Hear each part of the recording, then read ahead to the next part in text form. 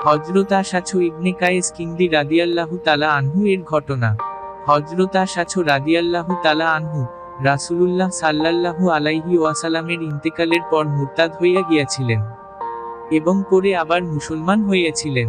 তাহাকে যখন হযরত আবু বকর রাদিয়াল্লাহু তাআলা আনহু এর নিকট বন্দী করিয়া হাজির করা হইল, তখন তিনি তাহার হাত পায়ের বন্ধনগুলি খুলিয়া দিলেন এবং ইসলাম গ্রহণের কারণে তাহাকে মুক্ত করিয়া দিয়া নিজের বোনকে তাহার সহিত বিবাহ দিয়া দিলেন।